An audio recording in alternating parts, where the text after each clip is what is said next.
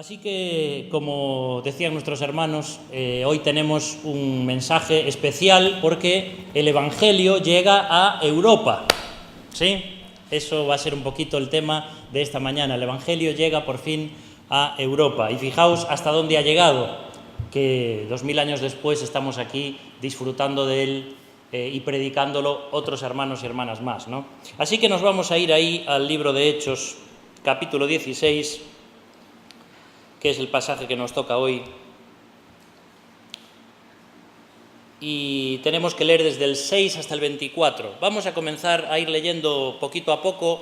Si queréis un bosquejo para esta mañana, del versículo 6 al 10 sería la llamada de Macedonia, del versículo 11 al 15 la conversión de una mujer y del 16 al 24 sería la oposición del maligno. Vamos a ir viendo estas cosas, ¿no?, en esta mañana. Pero vamos a comenzar a leer ahí Hechos 16, versículo 6.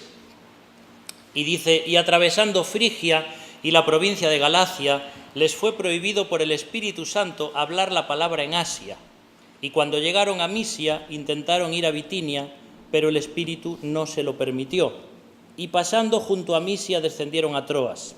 Y se le mostró a Pablo una visión de noche. Un varón macedonio estaba en pie, rogándole y diciendo: pasa a Macedonia y ayúdanos. Cuando vio la visión, enseguida procuramos partir para Macedonia, dando por cierto que Dios nos llamaba para que les anunciásemos el Evangelio. Vamos a leer este primer bloque ahora, donde encontramos esa llamada de Macedonia. Estamos en el segundo viaje misionero del apóstol Pablo, Y como vamos a ver, son 3 misioneros que están ahí juntos, y Lucas, que se les añade, parece ser ahí en el versículo 10 que hemos leído. Pero vamos a hablar de eso. Ahora, es curioso cuando uno piensa en predicar el Evangelio, porque la Biblia dice que Dios quiere que todos los hombres sean salvos y vengan al conocimiento de la verdad. Sin embargo, Pablo y sus compañeros quieren predicar el Evangelio en esa zona, en el suroeste, un poquito hacia Asia, y el Espíritu les dice que no. Lo acabamos de leer. Versículo 6, les fue prohibido por el Espíritu Santo. Es curioso, ¿verdad? ¿Acaso Dios no quiere predicar el Evangelio a todos? Sí, pero a veces el tiempo y el lugar es algo a lo que nosotros tenemos que estar pendientes siempre. A veces tenemos familiares no creyentes o personas por las que llevamos orando, y a veces podemos hasta llegar a ser demasiado pesados con el Evangelio. ¿Es posible esto? ¿Se puede llegar a ser pesado con el Evangelio? Porque la Biblia también dice: insta a tiempo y fuera de tiempo. Tenemos que orar, tenemos que sembrar, pero también tenemos que ser sabios y a veces hasta educados a la hora de presentar el Evangelio. Si tú tienes un familiar que todavía no es salvo y estás todo el día pegándole con la Biblia en la cabeza para que se convierta, dudo mucho que esa persona va a entender lo que es el amor de Dios. Por eso tenemos que ser sabios y seguir el impulso del Espíritu Santo, depender de él para saber cuándo debe ser el Evangelio para esta persona, o para este lugar, o para esta zona. Luego se nos dice en el versículo 7 que se fueron para otro lado. El Espíritu no se lo permite, pero dice el Espíritu de Jesús tampoco se lo permitió. Y entonces encontramos aquí a Pablo, a Timoteo y a Silas un poco frustrados sin saber cuál era la voluntad de Dios. Pablo quería ir seguramente a Éfeso a predicar el Evangelio, pero ahí parece que tuvo una enfermedad física y entonces Dios lo permitió para que no pudiese ir a predicar el Evangelio allí. De esto se nos habla un poquito en Gálatas después, que dice que por una enfermedad del cuerpo no pudo ir a predicar allí. Ahora, el Espíritu Santo es quien manda la evangelización, pero el Espíritu de Jesús también se lo prohíbe, y luego dice en el versículo 10, dando por cierto que Dios nos llamaba a Macedonia para predicar el Evangelio.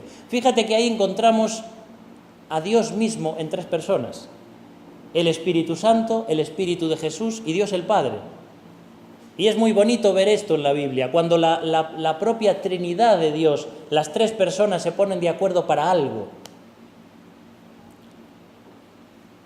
Dios tenía otros planes. La voluntad de Dios es que todos se salven, pero tenemos que depender de Él. Ahora, yo me imagino a estos misioneros llenos del Espíritu, queriendo predicar el Evangelio y encontrándose con que Dios ponía obstáculos para ir por ahí. Y tener que depender del Espíritu Santo. ¿Sabes? Cuando a veces los obreros o las personas que estamos a pleno tiempo parece que ya nos las sabemos todas porque como ya nos dedicamos al Señor, ya sabemos la voluntad de Dios en muchas cosas, y esto no es así. Sin embargo, encontramos aquí en Pablo y los otros misioneros una dependencia absoluta de Dios. De decir, Dios, si no es por aquí, muéstranos tú por dónde. No encontramos rebeldía en el apóstol Pablo y los misioneros, encontramos dependencia. Y aplicando esto a mi vida, me pregunto, ¿cómo reacciono yo cuando Dios cambia mis planes? Cuando no apruebo ese examen que tenía pendiente, cuando pierdo el trabajo en el que llevaba varios años trabajando, cuando me diagnostican una enfermedad que no me esperaba. Es difícil, ¿verdad? No es fácil. Sin embargo, como hijos e hijas de Dios, tenemos que aprender a depender de Dios. Todo lo que Dios permite en nuestra vida va a ser para algo bueno. Muchas veces no entendemos muchas cosas. Y la vida cristiana es una vida de aflicción también, y de no entender cosas. Sin embargo, Dios nos dice que a los que aman a Dios, todas las cosas les van a ayudar a bien. Dios es capaz de sacar aún de lo malo que trae el diablo a nuestra vida algo bueno, porque Dios es especialista en imposibles. Y yo no sé cuál es el momento que estás atravesando en tu vida en esta mañana, en este día. Cuál es la adversidad que estás atravesando. Pero lo que está claro es que Dios siempre está con nosotros. Y cuando Dios cierra una puerta, como les cerró aquí, hablando en cuanto a la evangelización, Él les va a abrir otra puerta hacia Macedonia, hacia Europa. Algunos dicen que realmente esto no era Europa, porque hace 2000 años las zonas geográficas en cuanto a Asia y Europa no estaban delimitadas como las tenemos hoy. Pero lo que sí es que Dios los lleva a otro lado, los lleva hacia Macedonia. Ahora, cuando Pablo, Timoteo y Silas están ahí sin saber por dónde ir, dice que Pablo tiene una visión de noche donde les aparece un varón macedonio. ¿Sabéis? Algunos dicen que era Lucas. No sabemos realmente quién era. Que era Lucas, que estaba en Macedonia esperándoles. Algunos hasta dicen que era de Macedonia. No importa realmente quién era. Lo que importa es que Dios usó esta visión, este sueño nocturno, para mostrarle a Pablo por dónde tenía que ir. Y dice ahí que cuando vio la visión en el versículo 10, enseguida, y mira lo que dice el verbo ahora, procuramos. Ahora comienza la primera persona del plural. ¿Quién escribe Hechos? Lucas.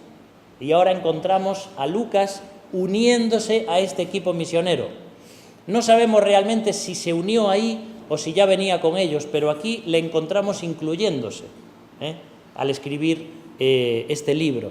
Y dice que enseguida procuramos partir para Macedonia, dando por cierto que Dios nos llamaba para que les predicásemos el Evangelio. Y es hermoso pensar en esta llamada de Macedonia. A veces nos gustaría también recibir visiones así, ¿verdad?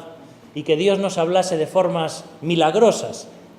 Dios lo sigue haciendo hoy, pero a veces yo creo que no lo hace tanto como antes, no lo sé. A veces también depende del lugar o de la iglesia en la que estamos. A veces escuchas testimonios tremendos del poder de Dios y de formas milagrosas y cosas que Dios hace, y realmente no podemos limitar al Espíritu Santo, porque Dios actúa como Él quiere, no como yo quiero. Yo no puedo encajonar a Dios, yo no puedo limitar a Dios. Ni siquiera cuando estudiamos teología sistemática, que justamente se refiere a ir conociendo a Dios a través de la Biblia e ir incluyendo cada tema teológico dentro de un cajón y meterlo ahí, aún así Dios es mucho más que teología, porque Dios es Dios y nosotros solamente tenemos la Biblia para conocer a Dios mejor. La Biblia es la palabra de Dios, es eterna, pero es el medio que tenemos para conocerle a Él. Así que es muy bonito ver cómo el apóstol Pablo y sus compañeros, estos misioneros, tienen que cambiar completamente y girar para irse a otro lugar. No donde ellos pensaban originalmente, pero Dios tenía un plan para ellos, para llevarles a Macedonia. Y es curioso también cuando pensamos en la necesidad de un médico para el apóstol Pablo. A veces hay creyentes que dicen: el Espíritu Santo es quien me consuela y yo no necesito nada, ni médicos, ni psicólogos, ni nada. Dios me ayuda y ya está. Bueno, tienes suerte si eres capaz de vivir así, sin ir al médico, sin ir al psicólogo, sin tomar tratamientos para lo que haga falta. Es un tema delicado este también, pero yo estoy completamente seguro, y tenéis psicólogos aquí también en la iglesia, que los necesitamos, y necesitamos la medicina. Alguien puede decir, como dicen a veces algunos creyentes o en otras iglesias, que realmente solo Dios me ayuda y no necesito medicina. El propio apóstol Pablo, que era un hombre de gran fe, me parece, necesitaba un médico. ¿Y cuántas veces Lucas le ayudó y tuvo que curarle seguramente de todas las cosas que Pablo tuvo que sufrir en todos sus viajes misioneros? A veces hablamos de eso. Si tú tienes fe, Dios te saca toda enfermedad, no necesitas nada más. Y eso no es algo que yo encuentro bíblico. No hay ninguna promesa de sanidad en la Biblia para el creyente, ni una. No hay ni una promesa donde diga que Dios te promete quitar la enfermedad física o emocional o lo que sea si tú tienes fe. No hay tal cosa como eso. Cuando nosotros encontramos a Jesús que vino a la tierra y encontramos que el reino de Dios se acercaba a la tierra, encontramos el reino de Dios con todo poder y la iglesia comenzando, y había muchos milagros y muchas cosas que sucedían. Pero a lo largo del ministerio, por ejemplo, del apóstol Pablo, encontramos muchas veces que él tenía una enfermedad en su cuerpo que no podía quitarse de encima. Y dice que 3 veces rogó al Señor que le quitase ese aguijón y Dios no se lo quitó. Porque le dijo: Pablo, quiero que tengas esta enfermedad para que aprendas a ser débil y a depender de mí. Ni Lucas le pudo quitar esa enfermedad. Y a veces tenía compañeros suyos que estaban enfermos. Si leéis las cartas vais a encontrar algunos enfermos, algunos a punto de morir, y Pablo no pudo hacer nada. No se trata de fe, se trata de la voluntad que Dios tiene para cada uno de nosotros. Pero me llama la atención esto, ver un viaje misionero y un médico ahí para ayudarles también, ¿no? Es la gracia de Dios también, y los avances médicos que tenemos hoy que nos ayudan también como cristianos, y tenemos que aprovecharnos de ello. Ahora vamos a seguir leyendo en el versículo 11 al versículo 15, porque ahí encontramos la conversión de una mujer. Mira lo que dice el versículo 11. Zarpando pues de Troas, vinimos con rumbo directo a Samotracia, y el día siguiente a Neápolis, y de allí a Filipos, que es la primera ciudad de la provincia de Macedonia y una colonia. Y estuvimos en aquella ciudad algunos días. Y un día de reposo salimos fuera de la puerta, junto al río, donde solía hacerse la oración, y sentándonos hablamos a las mujeres que se habían reunido. Entonces una mujer llamada Lidia, vendedora de púrpura de la ciudad de Tiatira, que adoraba a Dios, estaba oyendo, y el Señor abrió el corazón de ella para que estuviese atenta a lo que Pablo decía. Y cuando fue bautizada y su familia, nos rogó diciendo: si habéis juzgado que yo sea fiel al Señor, entrad en mi casa y posad, y nos obligó a quedarnos. Y aquí encontramos este segundo bloque, que es la conversión de una mujer especial, una mujer donde Pablo se encuentra allí en Filipos. Filipos fue fundada por Felipe, o Filipo, que era el padre de Alejandro Magno, y 4 siglos después el emperador Augusto elevó esta provincia al rango de una colonia romana. Es decir, no era una ciudad romana, pero sí con todos sus privilegios y derechos como si lo fuera. Entonces Filipos era una ciudad importante allí de Macedonia.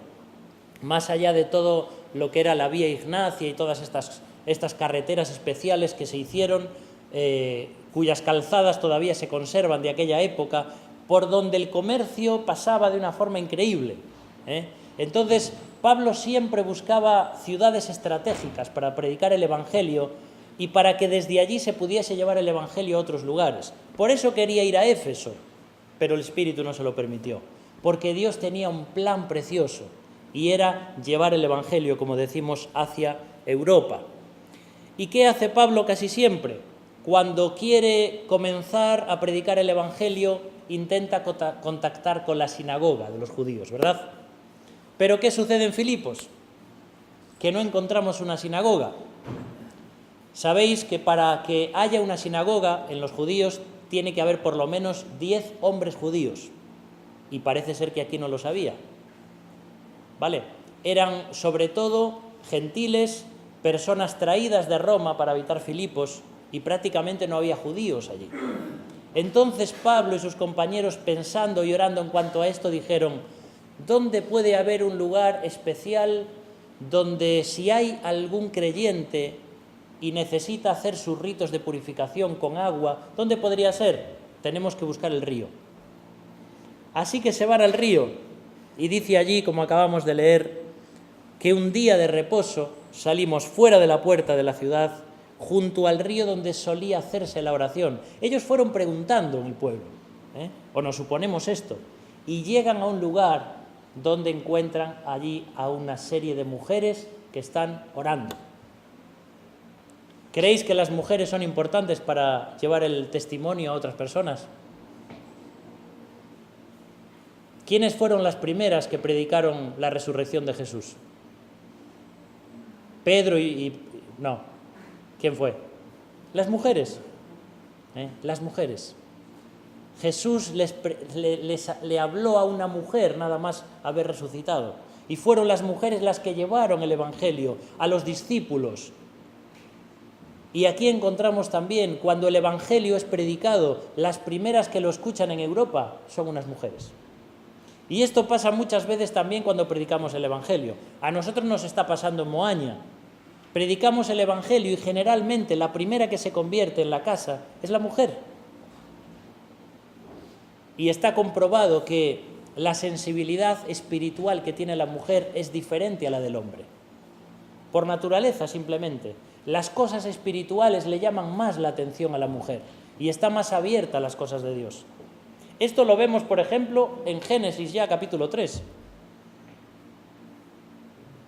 Algo espiritual sucede allí y la mujer comienza a prestar atención a un animal que habla, a la serpiente, y dice: ¿qué está pasando aquí? Y entonces abre su corazón a lo espiritual. Esto es algo curioso en la mujer, pero es así. Y gracias a Dios, porque Dios nos dio mujeres que son espirituales. Si tú buscas en la iglesia, vas a encontrar generalmente a más mujeres fervientes en la oración y en su tiempo de oración que a hombres. Generalmente, ¿Por qué? Porque tienen eso que Dios las hizo así. Y aquí encontramos a Pablo acercándose y encontramos aquí a una mujer que se llama Lidia. Y dice que es vendedora de púrpura. Ahora, y que era de Tiatira, además. Todo esto nos habla de la situación económica de Lidia. Lidia no era una mujer cualquiera. Algunos dicen que Lidia era una mujer viuda y que seguramente su esposo había fallecido, no lo sabemos. Y que entonces el trabajo de su esposo le había quedado para ella. La venta de púrpura era algo que daba mucho dinero. La púrpura es una sustancia rojiza o violeta que se extrae de un molusco que vive en el mar. Y si estudiamos el tema vamos a encontrar que para conseguir 1 gramo de púrpura necesitas 9.000 moluscos.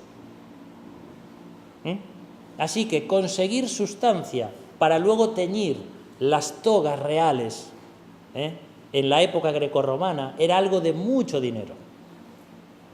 Entonces, seguramente Lidia era una mujer que tenía una buena posición económica, una casa grande, como vamos a ver después, y era una persona que tenía además sus propias criadas o siervas, que era su propia familia también en su casa. Así que la persona que vendía púrpura era una persona que ganaba mucho dinero, porque era muy difícil de conseguir la púrpura. Y como os digo, se usaba sobre todo para todas esas telas que tenían que ser teñidas, y que luego se usaban generalmente para los emperadores o los césares o personas magistrados, etcétera, que solo ellos podían vestir unas túnicas de tanto dinero. Así que nos suponemos que Lidia tenía este trabajo, Y Tiatira también era una ciudad famosa por sus telas de púrpura. Ahora, hasta ahí, fijaos, volviendo al fútbol, yo desde niño que soy del Barça.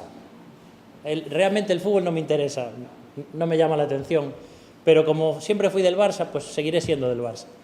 Y es curioso porque hay una leyenda popular que dice que el color este malva que tiene el Barça viene de... Voy a leerlo aquí un momentito. La palabra Barcelona, que tiene un origen fenicio cartaginés, porque el rey de Cartago, que se llamaba Barcino, y que luego conquista Barcelona y le pone Barcelona, de ahí viene lo de Barcino, parece ser que tenía que ver con esto de la púrpura.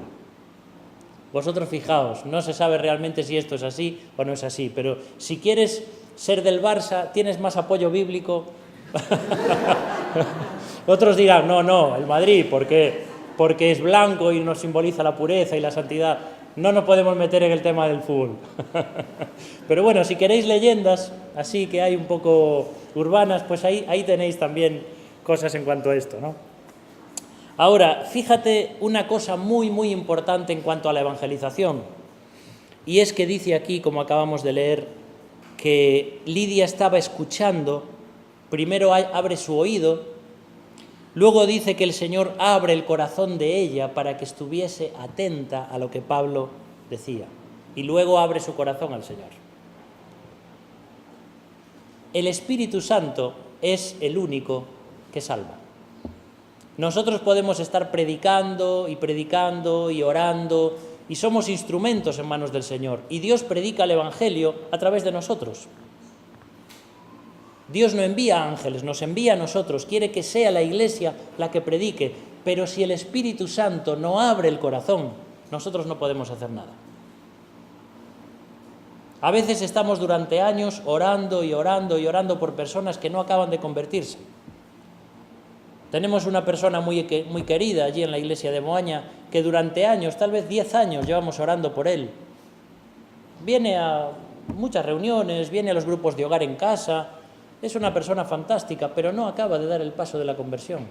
Y por mucho que le predicas, o no lo entiende, o no quiere, o algo pasa, pero no se convierte y no se convierte.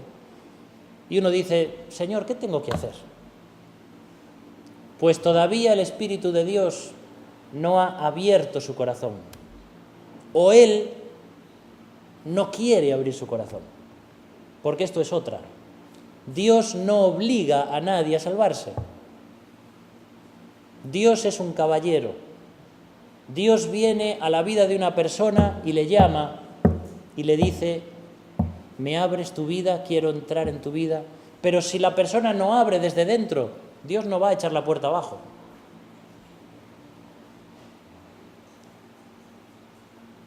Y la voluntad de Dios es que todos se salven. Pero aquí encontramos este maravilloso milagro, ¿no?, de Lidia, que abre su oído, abre sus ojos, presta atención, y que Dios abre su corazón y la hace que permanezca atenta al mensaje de Pablo. Y luego se convierte. No sabemos si fue en ese mismo momento o no, porque luego hay un momento de tiempo ahí. Y dice que más tarde, cuando se bautiza, también se bautiza con toda su familia. Ahora, algunos ven aquí esto, lo que es el paidobautismo, ¿no? Es decir, ¿ves? Hay que bautizar a los niños pequeños. Sin embargo, aquí no aparece nada de eso.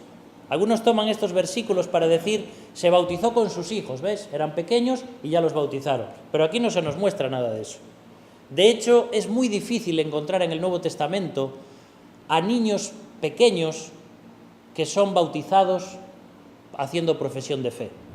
No se encuentra eso. Que luego hay una edad que cada iglesia o cada persona tiene que ver a partir de la cual uno quiere bautizar o no. Bueno, ya es una cosa de cada iglesia. Lo que está claro es que la Biblia dice, el que cree sea bautizado. Y si un niño ya en una edad o un adolescente cree en Cristo y sabe perfectamente lo que está haciendo, ¿por qué no bautizarlo? Pero eso cada iglesia tiene que tomar una decisión. Ahora, los que se bautizan aquí con Lidia es la familia que vivía con ella, que seguramente eran estas mujeres que habían ido al tiempo de oración, o criadas suyas o compañeras que vivían también en su casa. No se nos habla aquí para nada de niños, ni siquiera sabemos si ella tenía hijos o no. Ahora, una mujer que bautizaba con púrpura, porque sabéis que la palabra bautismo significa justamente eso, sumergir una tela para teñirla y sacarla de otro color. Y mira qué bonito, una mujer que bautizaba las telas, ella misma es bautizada por el Señor en la sangre púrpura de Jesús. Y luego bautizada en el agua para dar testimonio de creer y de ser realmente una creyente. La primera iglesia cristiana de Europa comienza en casa de una mujer gentil. Y mira aquí, por ejemplo, el versículo 40, que no nos toca hoy, pero mira lo que dice. Después, saliendo de la cárcel, entraron en casa de Lidia y, habiendo visto a los hermanos, los consolaron y se fueron. ¿Qué hermanos? Bueno, aquí ya había creyentes y ya no había solo mujeres, porque aquí se convierte Lidia y tal vez algunas mujeres de su casa, lógicamente, porque se bautizaron también. Y luego más adelante encontramos, aunque es el tema del siguiente domingo me parece, encontramos que se convierte el carcelero de Filipos y su familia. Y posiblemente la mujer que vamos a ver ahora, aquella persona que estaba endemoniada, tal vez es convertida también. Y la casa de Lidia comienza a llenarse de personas creyentes. Porque ese era el plan que Dios tenía. Pablo, no tienes que ir a Éfeso, no tienes que ir a Asia, tienes que ir a Europa, porque quiero comenzar mi obra en Europa. Y aparte, la iglesia de Filipos fue una iglesia muy especial emotivamente para Pablo, porque cada vez que habla de Filipos, habla de ellos como algo muy especial, como una familia muy especial. Lo podéis leer en la carta a los filipenses. Así que ahí encontramos este cambio de planes y cómo Pablo y sus compañeros comienzan a darse cuenta de por qué Dios había cambiado sus planes. Y dice también, fíjate cómo esta mujer Lidia comienza a dar ya muestras de una conversión genuina, porque dice, venid a mi casa, y ahí dice que nos obligó a quedarnos. Es decir, los planes originales de Pablo y sus compañeros no eran quedarse allí, pero ella los forzó a quedarse. Porque cuando una mujer quiere, es difícil que hasta un misionero diga que no. Ahora, es muy bonito esto, porque ella no solamente abre su oído para escuchar, no solamente abre su corazón para creer, sino que también abre su casa para hospedar. Y esto es un testimonio de lo que hace Dios en el corazón de las personas. Por eso también hay que decir, cuando una persona creyente tiene su casa cerrada, cal y canto, ahí algo pasa. Es verdad que tenemos diferentes temperamentos y caracteres y formas de... Uno es más hospitalario que el otro, a mí me gusta menos la gente, al otro le gusta más, a mí me encantan los amigos, a otro le gusta menos. Pero querido hermano, querida hermana, si tú eres cristiano y no abres tu casa, bueno, solo voy a decir que te estás perdiendo bendiciones. Te estás perdiendo grandes bendiciones. Así que lo dejo ahí para que pueda ser también un ánimo, ¿no? Dice la Biblia que algunos sin saberlo hospedaron ángeles. Y ahora vamos adelante, ya para ir terminando, porque nos falta el último bloque. Vimos la llamada de Macedonia, la conversión de una mujer, pero ahora vamos a ver la oposición del maligno. Versículo 16. Aconteció que mientras íbamos en la oración, nos salió al encuentro una muchacha que tenía espíritu de adivinación, la cual daba gran ganancia a sus amos adivinando. Esta, siguiendo a Pablo y a nosotros, daba voces diciendo: estos hombres son siervos del Dios Altísimo, quienes os anuncian el camino de salvación. Y esto lo hacía por muchos días. Mas desagradando a Pablo, éste se volvió y dijo al espíritu: te mando en el nombre de Jesucristo que salgas de ella. Y salió en aquella misma hora. Pero viendo sus amos que había salido la esperanza de su ganancia, prendieron a Pablo y a Silas y los trajeron al foro ante las autoridades. Y presentándolos a los magistrados dijeron: estos hombres, siendo judíos, alborotan nuestra ciudad y enseñan costumbres que no nos es lícito recibir ni hacer, pues somos romanos. Y se agolpó el pueblo contra ellos, y los magistrados, rasgándoles las ropas, ordenaron azotarles con varas. Después de haberles azotado mucho, los echaron en la cárcel, mandando al carcelero que los guardase con seguridad, el cual, recibido este mandato, los metió en el calabozo de más adentro y les aseguró los pies en el cepo. Y hasta aquí es el texto de hoy. Si quieres saber qué pasó después, tienes que venir el domingo próximo al siguiente capítulo. Como decía, creo que era el programa aquel de 1, 2, 3, hasta aquí puedo leer, ¿no? No puedo leer más. Ahora, ¿sabes qué pasa cuando se predica el Evangelio? Que el maligno, el diablo, Satanás, comienza a oponerse. Lo hemos vivido muchas veces en Moaña esto. Cuando hemos llegado, sobre todo, pasaban cosas raras, personas que se oponían, vecinos que te hacían cosas que no esperabas, porque Satanás, cuando vienes a pisar su terreno, él ruge. Y cuando estás predicando el Evangelio y cuando llegas a un terreno que lo quieres conquistar para el Señor, Satanás dice: esto es mío, y ruge. Pero ¿sabes una cosa? Es más poderoso el rugido del león de Judá, que es Cristo, que el rugido del león que es simplemente una criatura de Dios, que es el diablo. Porque mayor es el que está en vosotros que el que está en el mundo, dice el apóstol. Y aquí encontramos esto: siempre que arrebatamos una vida de manos del diablo, él se va a oponer. Y aquí encontramos justamente eso. No sabemos si Pablo y sus compañeros vuelven de vuelta a aquel lugar de la oración, pero dice que durante muchos días una pitonisa, una mujer con un espíritu de adivinación, de hecho parecía que era una joven, dice una muchacha, entonces dice que comienza algo parecido a predicar el Evangelio también con ellos, fíjate.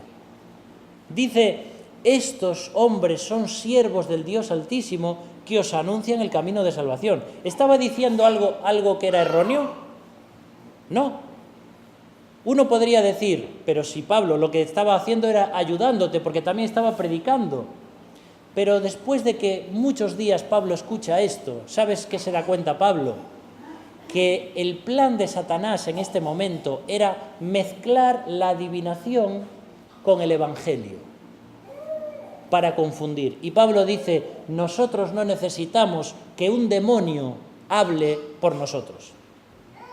Y entonces, lleno del Espíritu Santo, Pablo dice: te mando en el nombre de Jesús que salgas de ella. Y aquel espíritu demoníaco que tenía adivinación y que daba este poder a esta mujer, sale.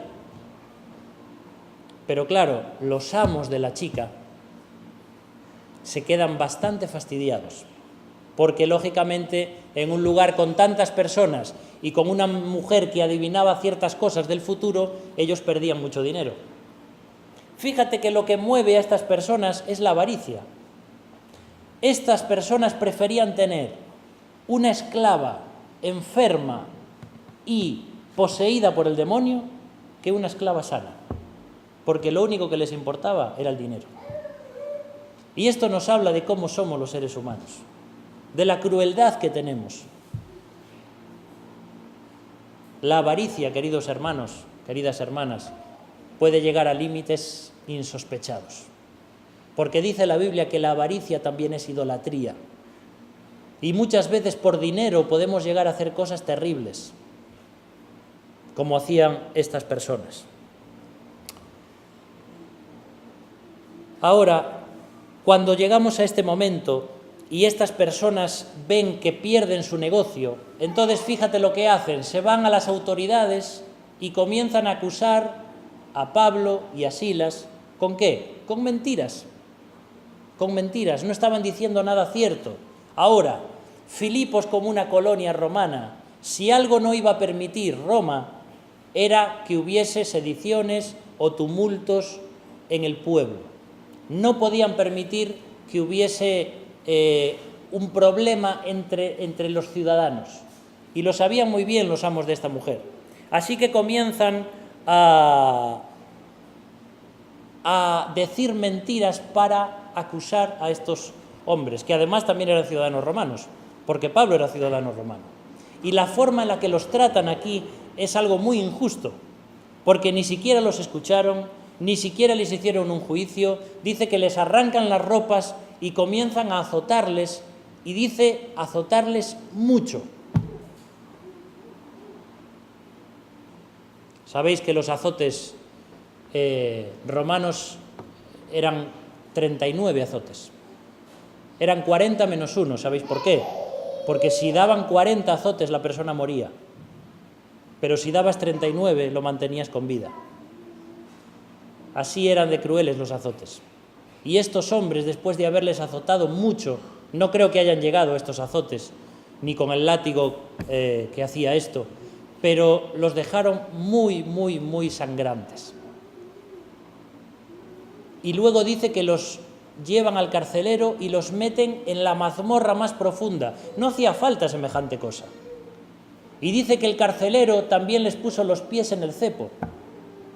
Y el cepo es ese instrumento de madera con 2 agujeros donde ellos metían y los cepos agarraban sus tobillos.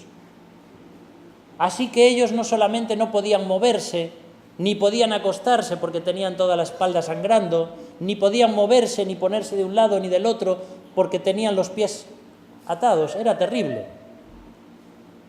Era terrible. ¿Os acordáis cuando Dios dice: yo le voy a mostrar a Pablo cuánto es necesario que padezca por mi nombre? Y Pablo sufrió realmente muchas cosas muy complicadas. Pero yo creo que fue a él a quien se le ocurrió ahí a la medianoche comenzar, darle un codazo a Silas y decir: Silas, ¿te acuerdas de aquel himno que dice, venga, va? No sé cómo fue esto, pero bueno, ya estoy adelantándose, pero creo que esto solo lo puede hacer el Espíritu Santo. En una situación tan terrible y de tanto dolor y de tanta injusticia, que tú te pongas a cantar alabanzas al Señor. Es por eso que luego van a suceder los milagros que van a venir después. Pero qué grande es la oposición del diablo. Cuando tú predicas el Evangelio, tienes que estar preparado porque Satanás se va a oponer. Se va a oponer. Sabéis que la justicia en el mundo grecorromano dependía más del dinero y de la reputación de los litigantes que de la verdad del caso.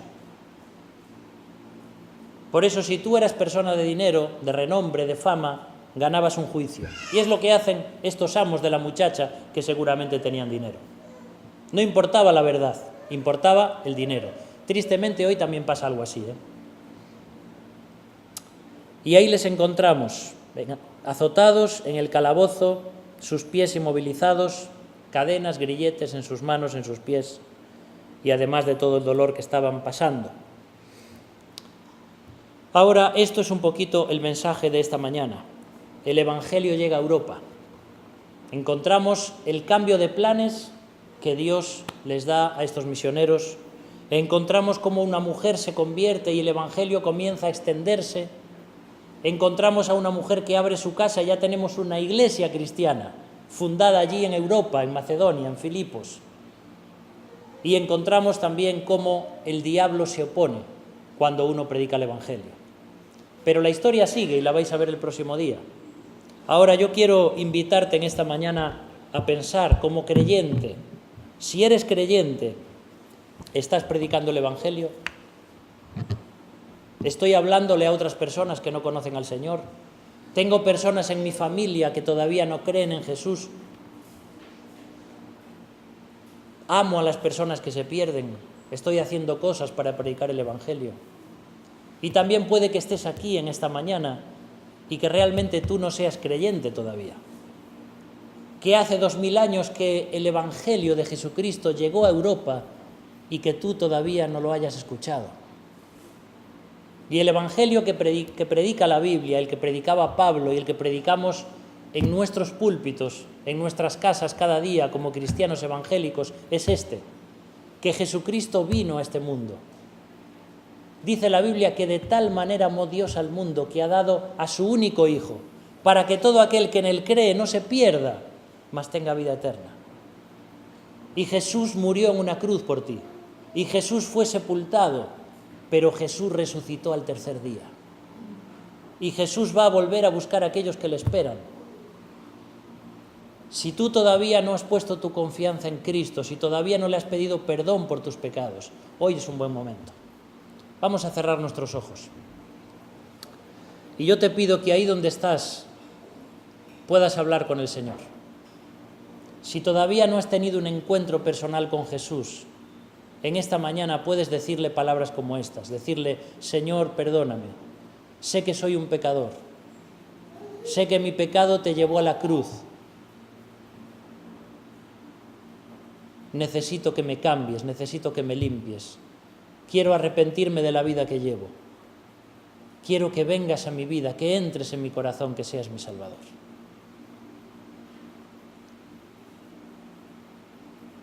Si alguna persona en esta mañana ha hecho esta oración, luego puedes acercarte también y pedir consejo para que puedan orar por ti también los líderes aquí de la Iglesia.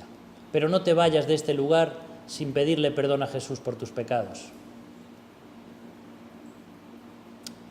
Y si soy creyente, si eres creyente y no estás comprometido con la evangelización, es el momento también de decir: Señor, perdóname porque me he guardado el Evangelio en un cofre, no lo estoy compartiendo con otras personas que lo necesitan. Ayúdame a ser valiente para compartir el Evangelio, para que otros puedan conocerte.